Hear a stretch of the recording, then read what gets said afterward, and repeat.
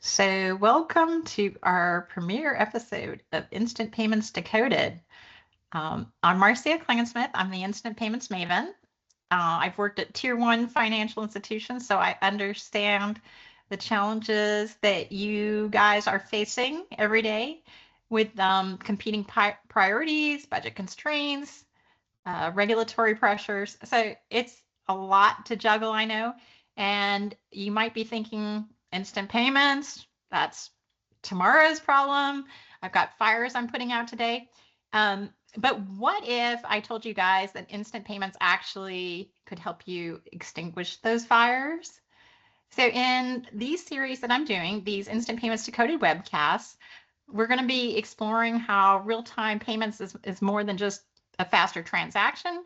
We're going to be talking about how they can be a catalyst for unlocking payments modernization, how they can help you streamline your operations, reduce costs, improve the customer experience. I really see instant payments as that first building block for a strong foundation for financial institutions. And so, on this first episode, to guide us on this journey, I've invited Miriam Sheril. She's the head of product at Form3, which is a leading provider of cloud native payment solutions. So, Miriam, welcome to our Instant Payments Decoded show. And before we dive in, can you just tell everybody a little bit about yourself and your role at Form3? Yeah, absolutely. And thanks for having me, Marcia. I don't have as cool of a name as Marcia, so I'm not a maven and anything probably. But I do work at Form3. So Form3 is UK based. That's where we started. So we basically provide what we like to call newest modern solution to process payments. And I'll talk specifically about like where we play because I think people say sentences like that, and it can mean like anything and everything. So what we really do is we offer a set of APIs to banks, agnostic APIs that support multiple rails and schemes across the world. So we started in the UK with a faster payment system there. So that's instant payments in the UK. We actually run the majority of traffic that runs over FPS in the UK. So we've been very successful there. Then we went into Europe, so SEPA Instant and other rails. And then a few years ago, they made the decision to kick off the US market and look to support banks here as they try to modernize and connect to instant payments and also the other rails. So we've got RTP, FedNow, FedWire, we've got an ACH project, we're looking at Zelle. But essentially, we like to say that we protect the banks, and Marcia and I are going to talk about this because like this is the strategy that we put out there. But we really protect the banks from all the kind of scheme rail level changes, connectivity, ISO messaging, all of that stuff. And we just give them an agnostic set of APIs that they can use. And then the other piece is that we do run, across 3 clouds in a multi-cloud environment with native solutions. So really from a tech perspective, looking at 10 years in the future, when everyone starts going like, oh my God, I got to the cloud, but now that's a huge risk. I need to be on more than one cloud. We're already at that point. So I run the product team here in the US. And prior to that, I had a very exciting career, all at the Federal Reserve, but all in the payment space. So not the regulatory space. Don't ask me regulation questions, but I ran the delivery team for FedNow for 3 years from when it was the kickoff of that project, which was fun. And before that, I was on FedWire. So payments geek through and through. You could be the maven. I'll be the geek. I love it. Payment geek. Okay. Where I got the nickname was when I was at the currency conference last November and I was sitting between Mr. Open Banking and Payments Elsa, and they're like, "What's your nickname?" And my first nickname was the Paymenteer, and like that was fine, but somebody suggested Instant Payments Maven, and I'm like, yes, that's it. So I latched onto that, and I've been embracing it ever since. I like it. But it's, my view has broadened since then. So instant payments is great, but like we're going to be diving into this. That I see that it's just the starting point. It's the low hanging fruit of this like bigger story. So I see more folks joining, really excited to be here. We want this to be an engaging conversation. So as we go, if you guys want to ask questions, you can put them in the chat. If we feel, maybe we'll put you on this online, but for the most part, make sure you put them in the chat and we'll try and address those questions as we go. So what we're going to do now is just kind of explore Form3 and instant payments and how they're empowering, how Miriam and her team are empowering financial institutions to modernize their systems. And so why don't we start out with the question, like, what are those most pressing challenges, or what are those opportunities that really drive that need for payments modernization in today's financial landscape? Yeah. So, I mean, we said we're not going to only focus on instant payments. And yes, obviously, with my background on Fed now and now doing this, like instant payments is top of mind for me. And it is one of the driving forces, right? So I think, all the banks are in a position of being like, do I have a return on investment here? Like, what's the business case for instant payments? But assuming they want to start down that journey, even just to receive or to explore it, because everybody knows it will become a big deal later, you instantly go look at your technology and go, well, uh-oh, like instant payments means instant. It's a retail solution. So you're expecting volumes will grow. We've seen that with RTP, right? Like look at the last year versus 5 years ago. Now we're talking about volumes that have exceeded wire versus, years ago when it was much less. And we fully expect that to keep growing. So now you're saying, okay, lots of volume that I have to handle. 24/7, which, freaks everyone out. No batch processing. So all of a sudden you're like, great, I want to go down this journey, but I don't have the technology. I've got cores that maybe are outdated. I have batch processing going on. And besides for just like that kind of technical 24/7 piece, there's, okay, and what about when the performance grows? What about when the volumes increase? I mean, I'll use something from my FedNow days when we were first kicking off FedNow, and I remember going through and like sharing requirements of what we needed to build, with various teams. I always said when I was doing it, like the functional requirements are not what worry with me, right? Like we've been doing functional changes to FedWire for years and ACH at the Fed. It's the non-functionals that were scary. Like we don't have a system that runs 24/7 with no batch processing. We don't have those type of things. How do you fail over and have zero downtime, right? Things like that require good tech and whatnot. So not to say it's all technical. I mean, I am a computational mathematics major, so I think tech is like my first love. But putting that aside, there are obviously the business aspects of this also. So routing, right? Routing solutions, Form3, besides for, and we'll get into details like the connectivity that we offer in the messaging, we've got these value-added services that we offer on top. And one of them is intelligent routing. When I first started talking about that, like a few years ago, I would get a lot of like, okay, sounds interesting. Now everybody's talking about it. They're all trying to figure out like, okay, how do I do this the smartest way where my customers just send a payment and then you just like, we'll figure out how to get that payment over the line through.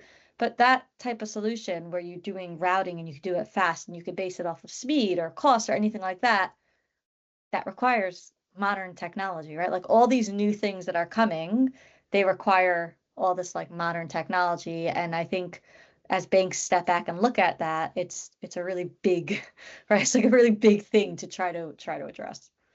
Yeah, I mean, I think like with like you were talking about, it's not only about doing the payments instantly, but it's about having access to the data for decisioning. Like you talked about the low cost routing, and it's like you guys are also basically serving as the glue that's, does the interoperability between all these different payment mechanisms, and then being able to do that in real time. I mean, I don't want to we're going to come back, I think, because I want to talk a little bit, maybe we can explore a little bit about what that means as far as like the payments modernization and like security. But why don't we like just one of the things that I think like a lot of financial institutions are struggling, to articulate this clear vision for their payments modernization journey.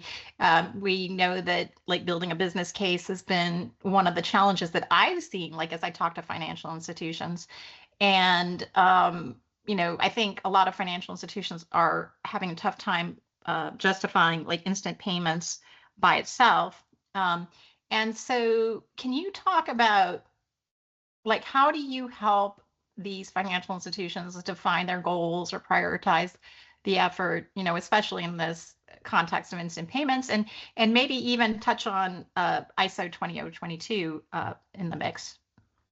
Yeah, and I'll probably go all over the place with this one. So, As I always do.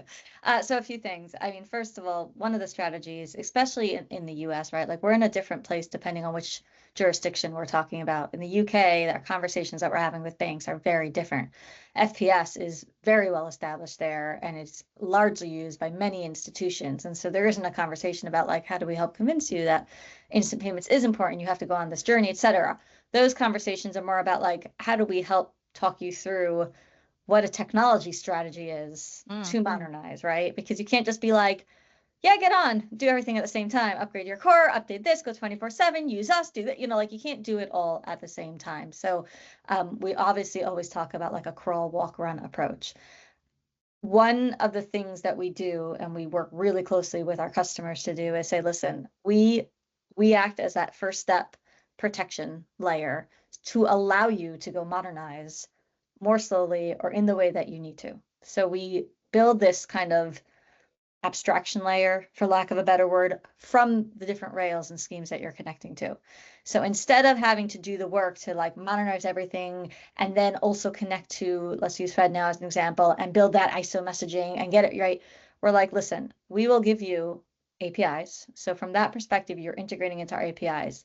We handle the MQ connections and the ISO message specific specs and the spec changes that come and all of that kind of, I would say, noise that happens on this side of the payment, for lack of a better word.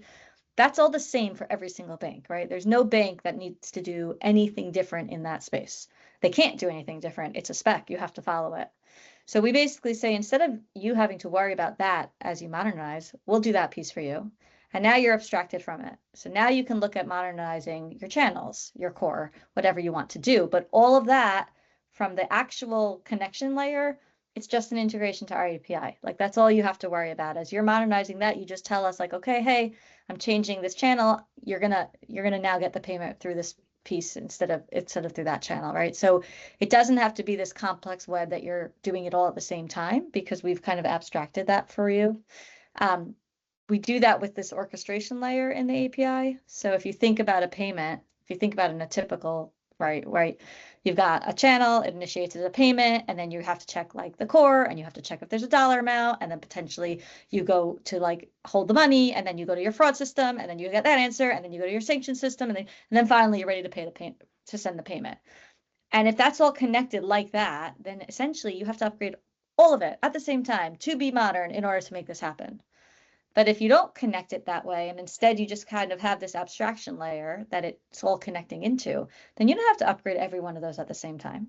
So like the orchestration will allow your channel to connect to initiate the payment, but will go back to your core system to ask for the information. Will go back to your fraud system. So if you've only upgraded 2 of those systems, that's fine. Those 2 are connected and the other systems aren't updated yet, and then you'll upgrade those as you go. But it doesn't have to be this like big bang, you do everything or nothing approach. And it's really, really important. I think what we've seen is the banks who have tried to do it like all at the same time have failed, or it's taking years and years and years, and they still haven't gotten there. And those who have like piecemealed it and started small, they've been successful. They may have done it in steps, but like they've implemented, right? They started with receive and they implemented this connection piece, right? And they haven't enabled certain aspects, all their accounts yet. Then they enabled all their accounts. Then they started on the send side, but they only opened one channel, right? So you can do this slowly. And if you do it slowly, the other piece, and you brought this up, is you don't need as much budget. So instead of trying to build a business case that shows the whole world of where this could go, which is lovely, but then you have to look at all the costs and how complex it's going to be there. You can pick a small piece to start and say, it's actually not going to cost me a lot to do this. And the benefit might be, actually, I'm just going to get a feel, get a taste, so I can go build the business case for the rest of it, right? Like that's one strategy. We even do that with, proof of concepts. Like we have a simulator in our staging environment, fully simulates every scheme that we support. So a bank can actually say, you know what, I'm not ready to sign up. I'm not ready to start that onboarding process. I just want to know, how big is it going to be for me to try to like receive on RTP? Like how it's like, okay, so let's just scope and budget for a small POC where you hook up and you experience what it's going to feel like to get a payment through the API and the steps you're going to need to do, right? Like check the account number and post it. how big is it for you to do that? And this POC helps them figure that out, and then they can take it to the next step.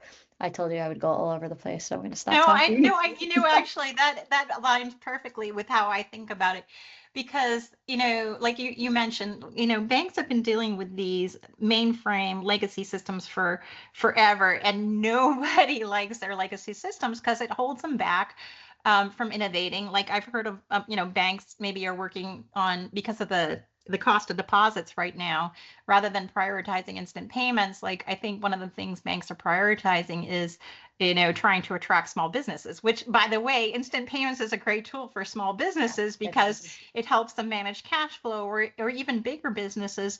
It helps them move away from like paper checks. Especially now, right, with the RTP news, because they raised their limit to 10 million. Oh, I hadn't heard that. Whoa. Yeah. Okay. First heard it here. And that's they said it'll go into effect in February, but the limit has gone up to 10 million. So B2B, I think, is going to see a huge increase because of that. 10 million. Okay. No, that's good to know. I'm putting a note. That's going to be in my next conversation. So love that. Yes. B2B, I definitely see as a great opportunity. But I guess part of the thing I was thinking about is just, you want to build on these capabilities to attract those businesses. But if you've got this legacy infrastructure, you can't be very nimble. And so, like, I love you talking about this abstraction layer, because I see this as kind of like you were talking about. This is like the first step on your journey, right? Let's abstract away from that core that is just very like isn't very fluid, that requires us to do all these heavy integrations to all our different capabilities. And like historically, banks don't want to do the lift and shift because it's expensive and it's high risk. But when you put this abstraction layer in, now you can start building these different modularized components, and you can do this in the cloud. I guess you can do it on a private cloud. You can do it on a public cloud. And you can have consistency. So you were talking about, you have your payments orchestration, you can have your security, and with this abstraction layer, I guess there's just like this, like every time you want to make a call, you don't have to talk to the core, you just talk to this layer to get the information you need. Yeah. And you can make these dynamic decisions. And I guess also, you can probably tap into AI to do analysis to figure out, like, do maybe personalizations, because now you have access to your customer information in real time. So it's not just about the payments in real time, it's about data in real time too, right? Your point is accurate. Like the whole idea is to de-risk this, right? Instant payments, to your point, yes, we have to build a business case, but even if you see the business case, it feels and seems so risky that banks have been kind of backing off. But I think what we're implementing is, one, we will do the part for you that you don't even really care about. Like, this is not anything that's unique to any bank. So I think there are times that some banks are like, no, I want to do it myself. I need my own UI, I need my own this. And that makes sense, right? Because banks have specific needs. But not this piece. Like, nobody has their own special connection to the Fed. That doesn't exist, right? It's a connection. It all works the same for everyone. So one, we're replacing the part you don't care about. But second, we're doing it in a way that lets you de-risk your upgrade or modernization of everything else. Like, you can choose to modernize each piece separately now because it's all connected through this one hub. Or you can even add something in new, right? So that's another strategy here. Instant payments is not critical yet, right? Maybe we want it to be, because then there would be a better business case, but it's not critical yet. And so when you talk to a bank about Fedwire, because we have a Fedwire product also, it's a very different conversation. Yes, we de-risk things, but it's also a high-risk environment that they're worried about using something new or how to implement that correctly. For instant payments, there's a real opportunity, and I think it'll only exist for the next few years, to say, you know what? This is the area where I'm going to go new. I'm going to try something different. I'm going to implement, let's say we use Form3 for this layer, but not just that. I'm actually not going to use my core that I've had forever. I'm going to get a next-gen core, and I'm going to put, a certain number of accounts on that, and just enable that for instant payments to see how that goes. Now I've got, this really modern processing layer when it comes to connectivity and the scheme messaging and stuff. And I've also started an implementation of a next-gen core, which I'm not going to do right away for my, Fedwire traffic, because it's just too risky. But I can do that to begin my instant payment journey.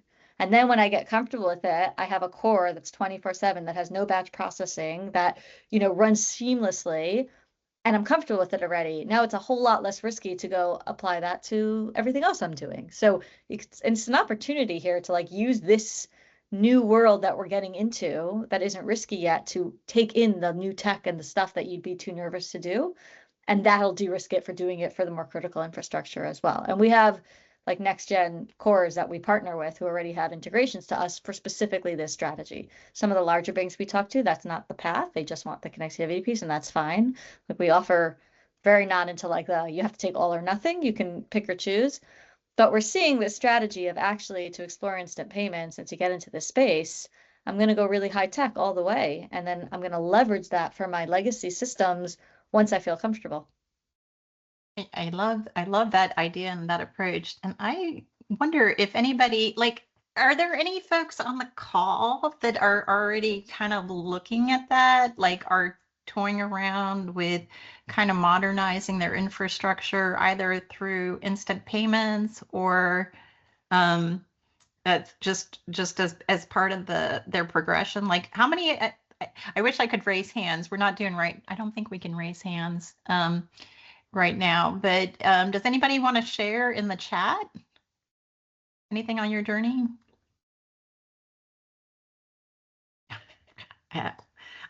We'll master. This is my first one, so we're going to master the art of interactive conversations as I progress through this journey. But we love getting feedback from our audience, so feel free to either use the chat or use the Q&A feature to share.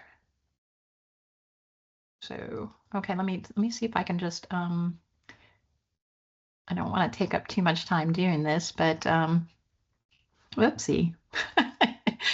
we're okay, bear with me a second, folks. We're learning that's not the button I wanted to press. Okay. We're back on cam. Well, it's a learning process. All right. Anyway, so you did get something in the chat though. Oh, did we? Okay, good. What do we had? We're still looking into implementing instant payments just in the learning curve right now. Kim. Kim, are you interested in just sharing a little bit about your journey? Would you be open, like if I put you on speaker, would you be interested in sharing? You might be pushing it, Marcia. Okay. Okay. Okay, so let's see. We can, I think, okay. Give me a second here. I mean, it's okay. We could also keep going and people can use the chat. I find it helpful to see what people are writing. Did I do the run? Did I, so Kim, are you, okay, let's just see, disable, no.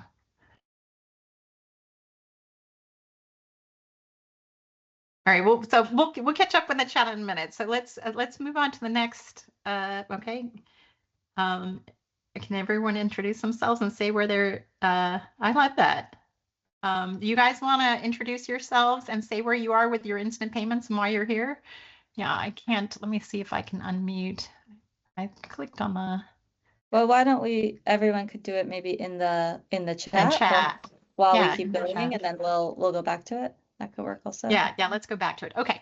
All right. So my next question for you, Miriam, is I think examples are super helpful.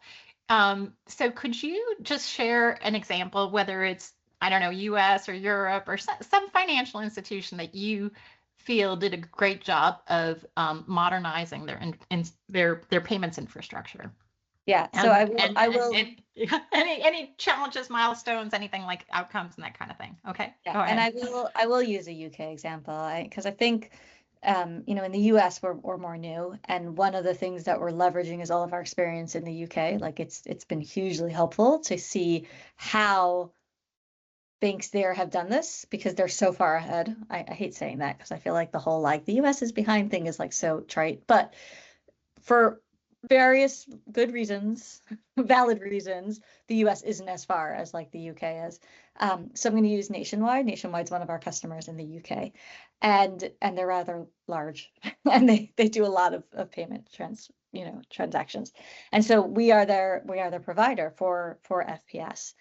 And what Nationwide did is they used us with that full orchestration layer that I talked about. So it wasn't just the last mile. It wasn't when they were ready, but they really did exactly what I was saying before. They wanted to be able to slowly but surely modernize other things, very customer focused. They are a very customer focused bank. And so they really were looking at it from like, how do I improve the performance and availability of my service for my customers?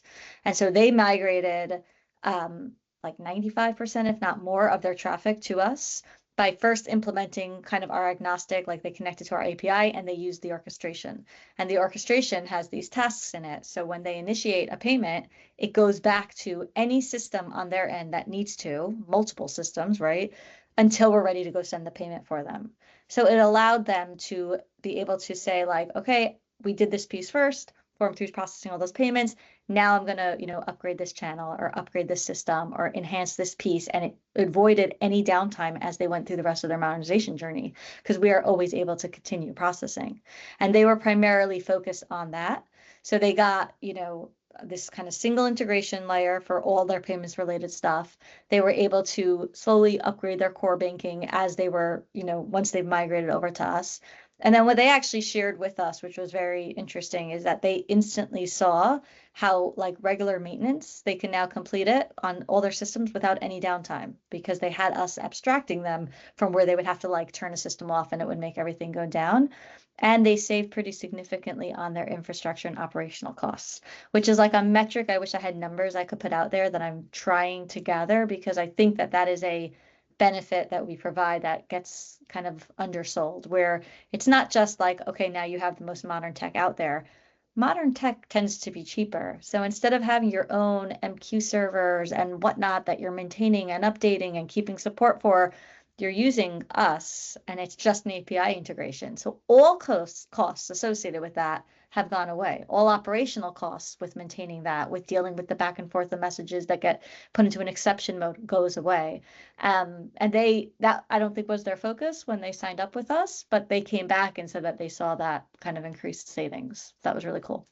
Well, I think that was a really interesting point you highlighted about like the ability to deploy like in a specific unit, because I think that's one of the hard things that I've seen working at financial institutions as they've kind of migrated from waterfall to agile methodology, is that because you have these legacy systems and these legacy integrations, like when you deploy new capabilities and new technologies, you're not just touching that one module, you're touching everything. And so it's very time consuming and costly to go make sure that everything's still working and nothing's broken anytime you deploy something new.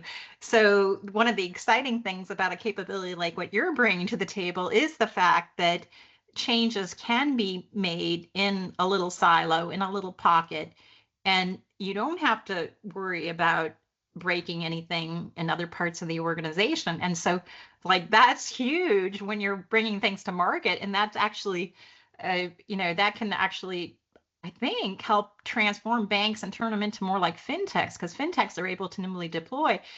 And as banks start shifting slowly towards this new, more flexible infrastructure, now they can start bringing things to market more quickly. So that's really exciting. So I'm really glad that you mentioned that.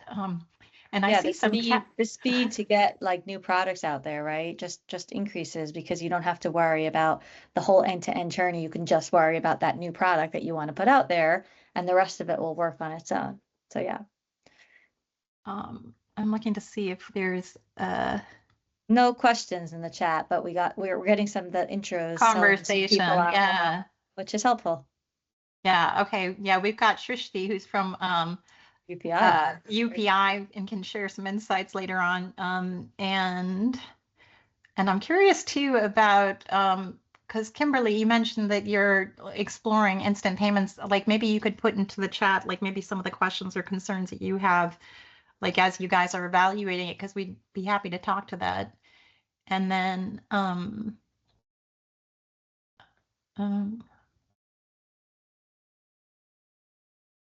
okay, and someone kind of looking to get more into the space. So okay, great. Thank you for sharing. So we'll keep going, keep your chats going, and we'll continue our conversation. We love this. So we've already kind of talked a little bit about this. Migrating from legacy systems, like rip and replace is not really the right way to go.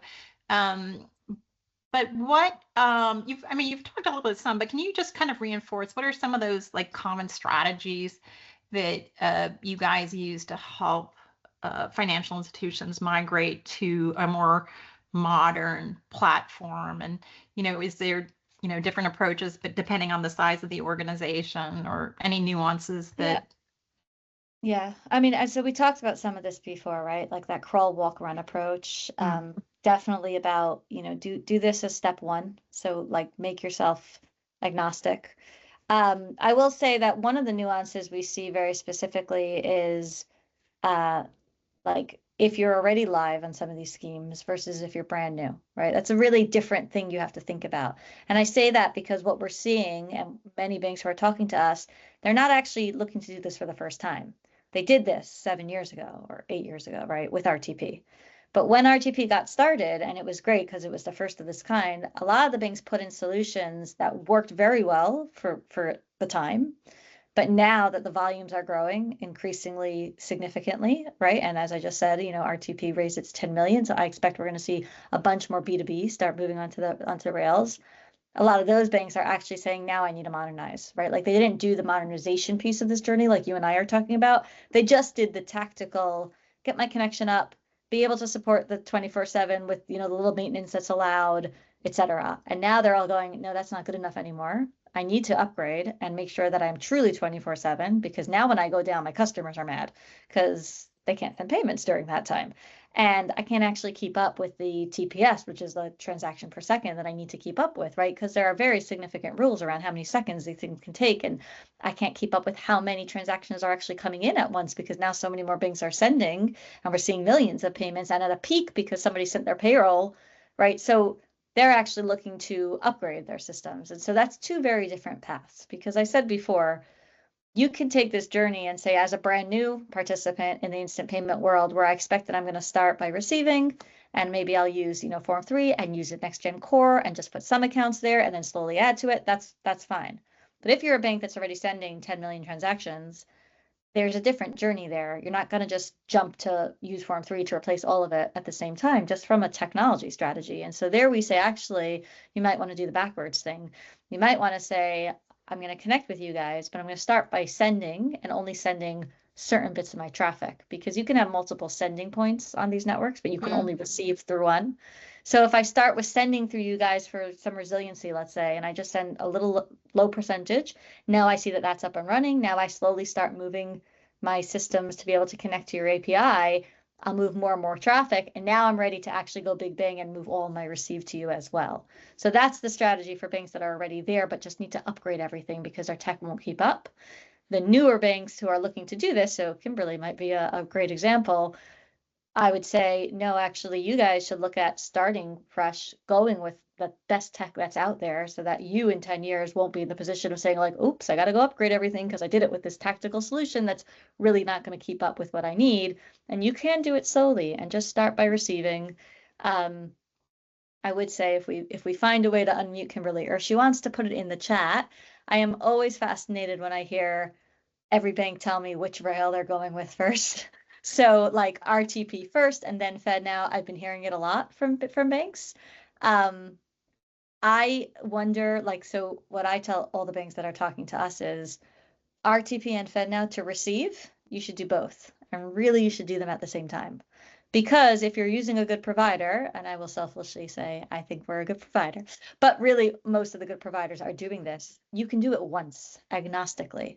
So we had the luxury of coming to market after FedNow, or as part of the FedNow pilot. We were in the pilot. And so we built the API that we provide to be completely agnostic. You don't have to build an RTP solution and a FedNow solution. And I know your customers don't care, nor could they pronounce either one of those. You just build one connection to our API, and it's a US instant payment solution. And so if you do that, you get one project, one cost. Shouldn't be too much of a big haul just to receive. And now anybody sending, you will be able to receive those payments, because we do know, I'm sure everybody in this call knows, the two don't interoperate. So if you only start on RTP, then you're missing about 500 or so banks that are sending on FedNow, and you won't be able to get any payments from those banks. But if you're receiving on both networks, then you can receive payments from everyone. And then where you want to send from, that becomes a personal choice, right? And even there, like, again, the way we built it, there's no difference. So you can say, it's an instant payment. My preference is RTP, but we will route for you. If that bank on the beneficiary side is not an RTP participant and is a FedNow participant, then we will send it to FedNow. So to me, like and again, Kimberly, we keep putting you on the spot, but if you're willing to put in the chat, like, I'm always interested in the logic behind, like, why RTP first? Like, why wouldn't a bank just do RTP and FedNow receive basically at the same time? Like, it should work exactly the same way if you're doing it right and using the right provider. Yeah, and I'll add on to that, because I totally agree with Miriam's recommendation of going on both networks. Like, the RTP network has all the volumes, but the FedNow has more participants. So, like, if you want to have the broadest reach by onboarding with both, you get the best value for your investment. And the other thing is, like, while the hood is up, per se, while you have your stakeholders around the table and everybody's talking and everybody's getting bought in, is the best time to kind of work through your whole strategy. And that includes not only receive, but also send. Because, like, right now, and and I don't know if this analogy is, like, overused by now, but it's like putting up mailboxes all over the country, right? And having maybe 2 or 3 mailmen delivering mail. Like, you want to join the network with the full portfolio of services that are available. You want to enable your customers to be able to send transactions in real time. And when you're configuring this, like, Form3 or, these third-party service providers, when they set it up, they're the ones who are managing that orchestration. You can indicate your preference. They do the prioritization based on, which rails you think are more important. They're checking to see, is this recipient on the clearinghouse network? Is it on the FedNow network?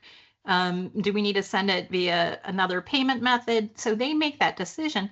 And then, okay, we'll talk about security in just a minute, because I know that's the thing that everybody's always top of mind when you're talking about sending. But when you offer send, that's where you have the opportunity to now not only delight your customers, but also it becomes a new source of revenue that you can monetize this. We've seen numerous studies where it shows that both consumers and small businesses are willing to pay for the privilege of making to be able to send and receive money in real time.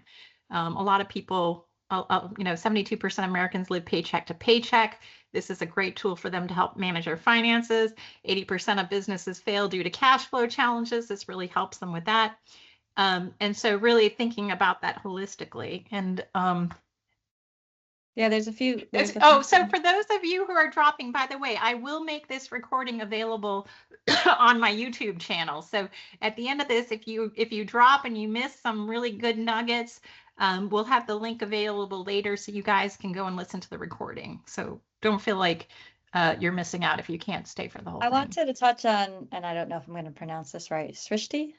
That's hopefully. But anyways, the topic of the fact that, the US has the clearinghouse and the Fed versus, like, other countries that just have one. It comes up all the time.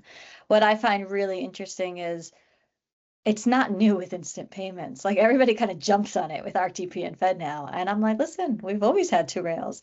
There's FedACH and EPN. There's FedWire and chips, right? This isn't different. There's multiple rails in almost every single aspect. There's 2 check processing solutions, if actually the clearinghouse has one and the Fed has one. So I think it's a dynamic of how the US works. I think it's actually helpful in some ways, just from a competition perspective, because we're so large and there's so many institutions, and the Fed and the clearinghouse kind of keep themselves in check with each other. It's a really interesting dynamic. It does create this interesting thing for instant payment adoption. I think that's the key. Like, the issue will go away down the line when all the banks are on a network and whatnot, and then it'll figure itself out. Like CHIPS, for example, and Fedwire. So CHIPS has like less than 50 participants, 50. Fedwire has, almost 6,000 or something like that. They have equal volume though. So like the bigger banks that are on both, they kind of control a lot of the percentage from a volume perspective. So we don't know what's going to happen with FedNow and RTP, right? I think we can see that FedNow maybe get a lot more banks as they go. RTP might keep a lot of the volume because from a big bank's perspective, they may try to send there within the network that's there and then send what they have to FedNow to reach the rest of the banks. And that might be how it plays out. We don't know, but I think it'll get there. It's just the adoption thing that's interesting. It's why I was so focused on Kimberly saying we're going to start with RTP. Like I still find that fascinating. And I think that her answer is interesting because that's when I kind of push back. So we have a bank right now and I'm like, okay, I know you're saying RTP and RTP is great. You should do RTP 100%. That's where the volume is. But if you think you're going to have to do FedNow in a year or two also, then just think about both of them right now. Like, don't just think about RTP because at the end of the day, there are some differences. So if you think about implementing it once for both of them, then even if you don't go live on FedNow right away, you'll be set up to do it. So like even the back office point that you made, but you want to make sure you actually build your processes for the back office for both of them. Like you don't want to do it once for RTP and then realize there are some slight rule nuances for FedNow that are different. You can have the opportunity now to say, actually, I'll look at both and I'll build the processes as a one-stop, solves for both of them in one shot. So just food for thought. I'm going to get off my bandwagon about that now. No, I think those are all really good points. I think it is interesting how the choices are made. And I think one of the things when I first started working with real-time payments a couple of years ago and was talking to a lot of financial institutions in the early days, it's like they were all waiting for FedNow because it's like the big banks own the real-time payment network. And so there's kind of like this reluctance to like, the FedNow feels like it's more the people's bank, the people's rails, I guess. So, yeah. So I mean, usually when I see a preference, it's usually a preference for Fed versus So, RTP. I have to say, coming from having built FedNow, I expected when I went into the more private sector that I was going to see this like huge push for FedNow, just based on the feedback we were hearing. But then granted, I was at the Fed, so maybe we were hearing the feedback that and I've seen both. It's been fascinating. Like I definitely have the banks, just like Kimberly, who are like, yeah, I know I'm going to need both. I'm going to start with RTP. Yeah. And I get it. I get it. RTP has done a fabulous job. They have built out these use cases. They've got volume going and their increased volume every month is very impressive. So I totally get it. I also definitely have, especially some of the new players and new entrants, I would say some of the new cores, some of the partners that we're working with who are like, no, I'm looking at FedNow because I'm looking at the long haul. And I think ultimately FedNow is going to have 6,000, 7,000 banks. And that's the market I'm looking at. So I've really seen both. It's been really, really interesting. My prediction, and it's not based on any factual anything. So I have to do like my lawyerly thing from the Fed. This is not based on the Federal Reserve. This is not based on Form 3. This is just Miriam. I truly believe that like all the banks will be on FedNow receiving. That's what I think. And RTP will probably have a subset of banks receiving, and the volumes will end up being equal. Like we'll end up seeing the same split that we saw with chips and Fedwire. Like the same market will play out once adoption has reached where it needs to go. And again, Miriam prediction that, someone will pull this out in 5 years and be like, you were right or you were wrong. So I think we need to talk about, because more people are having to drop too, but let's talk a little bit about security because I think like that's always top of mind for everybody. So I guess I'll let you go first and talk about your view on security, and I can add on my view after. So how are you guys handling security, or what do they, as a push payment, obviously it's more secure than other payment methods, but there's a lot of tools that financial institutions can put in place to protect the experience, so it's safer. And so that myth, faster payments equals faster fraud, is a myth. It's a myth. There's lots of that's not how people should. So go ahead and I'll. Well, it's funny because you started the it's a myth. Like I called it a red herring once, and people were not so happy with me. But I will say this. I do think it's a little bit of a red herring right now for instant payments. Like we say that like, oh, fraud, fraud, fraud, fraud, right? But like, are we seeing so much fraud in the instant payments world? Like Fed and RTP have said no. Like I Yeah. don't think we're actually seeing it yet. That doesn't mean we shouldn't get ahead of it, and that doesn't mean that we shouldn't be, focusing on this. But there seems to be this like 90% of the focus is on fraud, and I'm like, hold on, guys, people have to actually implement it before there's fraud, because if there's no payments, there's no fraud. That's just, by default. Yeah. So I find it very interesting. I will say, so in the UK with FPS, where we are seeing much more volume, um, fraud's been an interesting conversation recently, right? So all the banks have fraud solutions. We did a proof of value with a few of the largest banks who run their traffic over Form3. And we did a kind of consortium model approach to fraud. So we have a partner that we work with who does the kind of fraud. Like we haven't built our own fraud. We're very into like, we do the best at what we do. We have the best tech and we do the best processing. We do the best connection to the rails. But I'm not going to go build a fraud system because we're not the best at fraud. We partner with the best at fraud.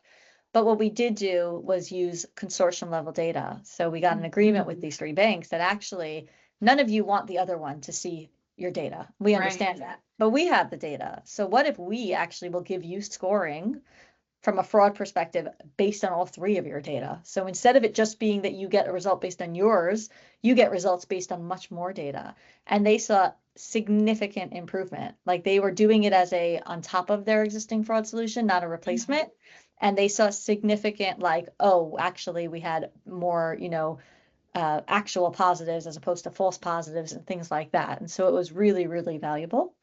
But the other piece that always comes into play when you have this conversation, and I promise I did not do regulation at the Fed, but is the regulation, right? It always comes down to what are the laws, what are the rules, who's liable, who has to pay. So that's how the banks think. Ultimately, if the sender bank owns all the responsibility, then they want solutions like this. If now all of a sudden the receiver banks also own some of this responsibility, which seems to have been a change that happened in Europe, then it changes the big bank's perspective because they're like, well, maybe we don't care as much now because actually we're not going to pay out as much money. And so like the laws around it matter so much with how banks are going to contemplate what they want to do, in that space. But there really are solutions around specifically data that will just help from a fraud perspective. The more data, the better, right? And we know that with all the new AI tools that have come out there, the more data, the better the results are. So, I mean, that's how I think about it. But I will say also, we really need to get volume going to see how fraud plays out. And the other thing is, it's not new. Like people make it like it's Brad, and I think I heard someone from the clearinghouse once say that, like, there's a lot of fraud on ACH also. Like this is not like there's or only not to fraud. mention rising check fraud costs, Check which fraud. instant payments is a great replacement for checks. So that way, that's a great way to get rid of a lot of that check fraud. No, those are really great points. And actually, like, because I have a whole different set of like reasons why instant payments is better from a security standpoint. But like, just to recap, just to highlight the things that you pointed out, I love the consortium view because one of the challenges that we historically had with payments is that, ACH is in a silo, wires is in a silo, credit card is in a silo, instant payments in a silo.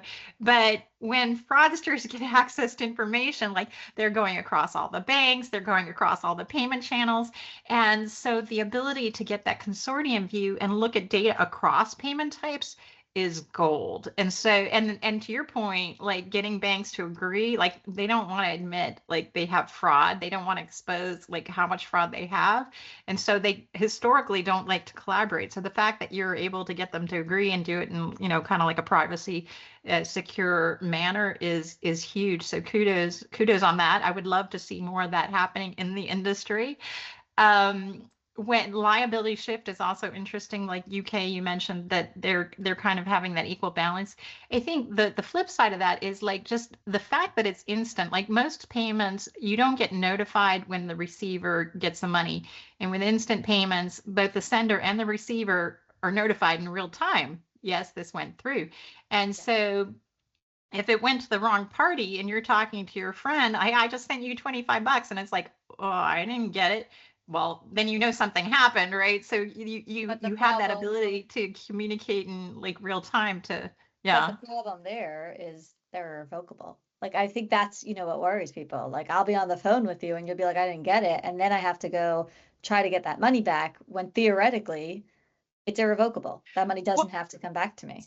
So I have an idea for that, because I know like mortgage is one of those industries where it's big dollar transactions, and they have the problem that the fraudsters are intercepting these home loan payments or whatever, and those are hundreds of thousands of dollars at a pop.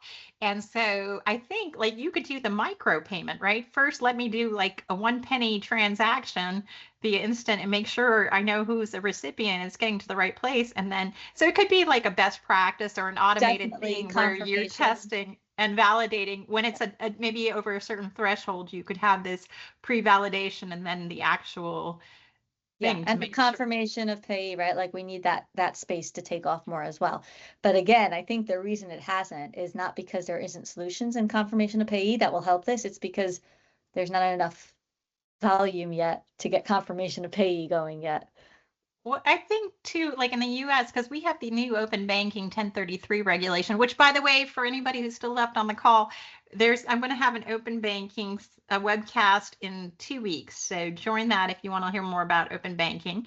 But our open banking, like, because of the people have to give permission, I think, before their information can be. So the confirmation of payee is when you see who your recipient is before you send it. So if there's social engineering happening, but in the US, we still have some constraints around that. So we'll have a deeper conversation on that. But then you have solutions like Zelle, right? Where within their network, they're allowed to do it. And so if you try to Zelle someone, it'll be like, well, that's registered to marciamaven.com. Is that who you want to send to? It's helpful, right?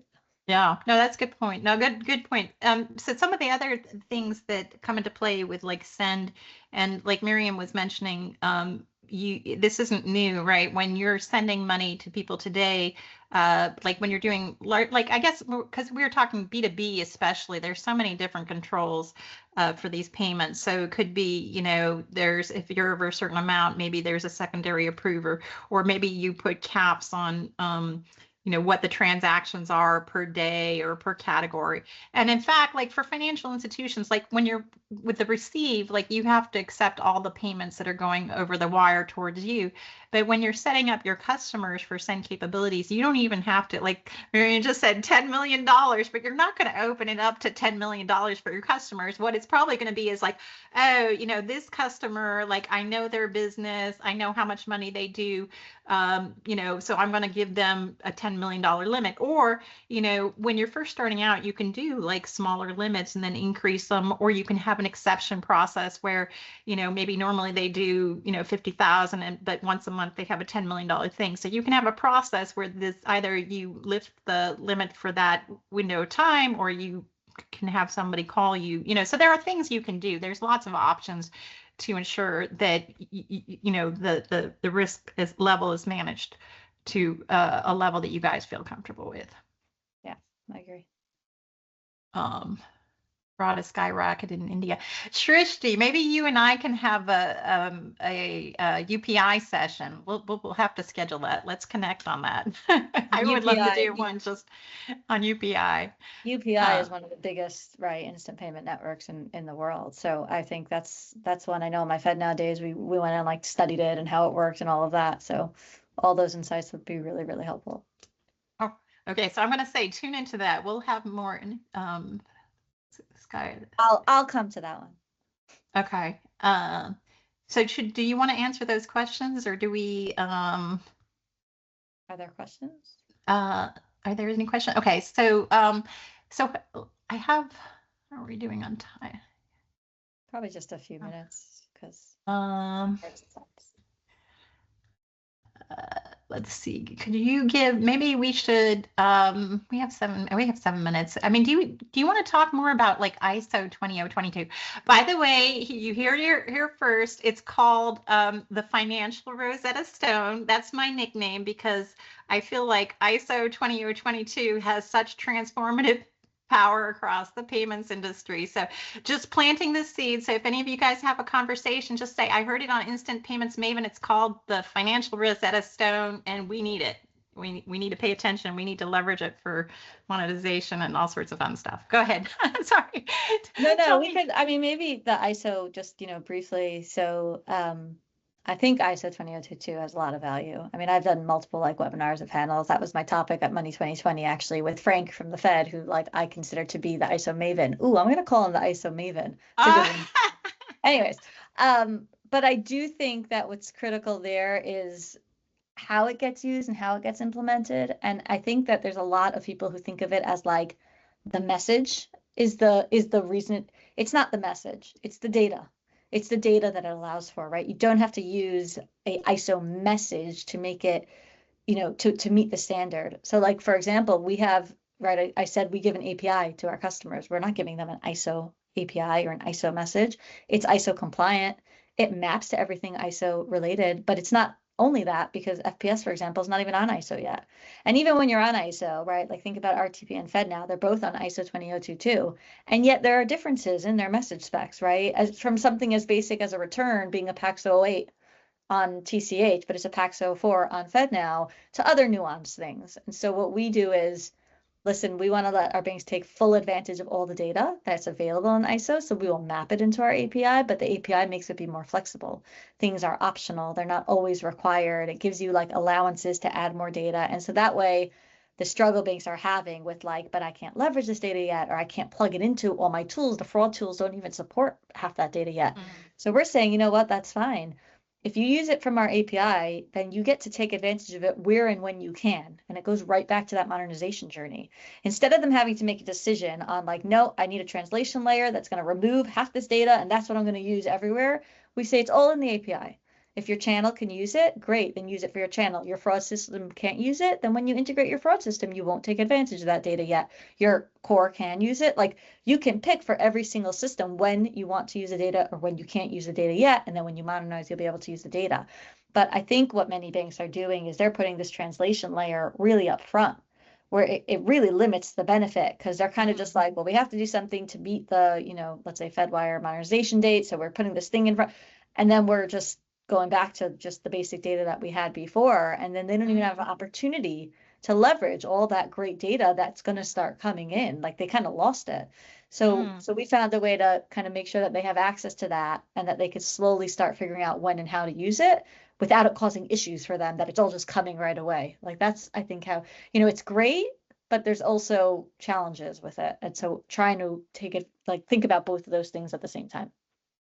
I love it. I didn't know that you guys did that, but that makes sense and that's really cool. I guess like when I think about ISO 20022 data, because first of all, I guess you have the single transaction messages and everything's standardized. And so we didn't talk much about AI on this call, but I think about the ability for AI to analyze the transactions that's coming through and leverage your abstracted layer to get information. So that's, ISO 20022 can help with that personalization. Like, what are these transactions happening? What are my customers doing? Is there something more I can offer them? Is there a better experience that I can take based on what I see they're doing? Or providing reporting or fraud detection, right? It's some of these like ACH messages can be really hard to parse through. That when you're looking at ISO 20022, you can now start to see maybe you could catch some of these fraud rings. Or the reconciliation, like when we're talking about the B2B, it's much easier to match an invoice. Anyway, to take these payments and match them back to your invoices that you're sending to your customers. So having that reconciliation be automated, and then when we go cross border, just streamlining that, which cross border is a whole other conversation for another day. We're not sticking that in 2 minutes. Yeah. Okay. Well. Okay. So we're gonna. So this has been. Yeah. So I guess we should wrap this up. This has been a really great conversation today, and maybe we can catch. I'll let you do some last words in just a second, but I just want to, for the folks that are still on the call and for those that are going to be listening to this as a recording, I'm going to be doing these sessions like every 2 p.m. on Wednesdays, 2 p.m. Eastern for the next couple of weeks, with the exception of the holidays and into the new year. And they'll be posted on the YouTube channel. So if you missed something, you want to go back and catch it, you can go there. Just really appreciate you guys kind of joining in for this. So Miriam, is there, any last thoughts that you want to share before we close out for the day? First of all, I didn't know that I was honored, and I'm like the first one. So first of all, thank you for having me. And it was great. I actually think that, as always, when it's live, you don't get as many participants that people watch it after. But for those who did participate, I loved the interaction in the chat. So that was fabulous. I actually got to hear some interesting things and ask some interesting questions there. As for me and Form3, if anybody wants to learn more or wants information, you could Google us. And actually, one thing I love about Form3 is everything's public, so you can literally go look at the API specs, they're all online. But I'm also available on LinkedIn, so feel free to reach out. And yeah, this was a lot of fun. I will call you Maven from now on. Love it. Instant Payments Maven, not just the Maven. Instant Payments Maven. Instant Payments. Modernization Maven? Okay, we'll work on it. Well, it's got the modernization in there, but I've already started the brand, so we're just running with it. But yeah, this has been tremendously fun. So thank you so much. All right, guys, that's a wrap. Have a good one.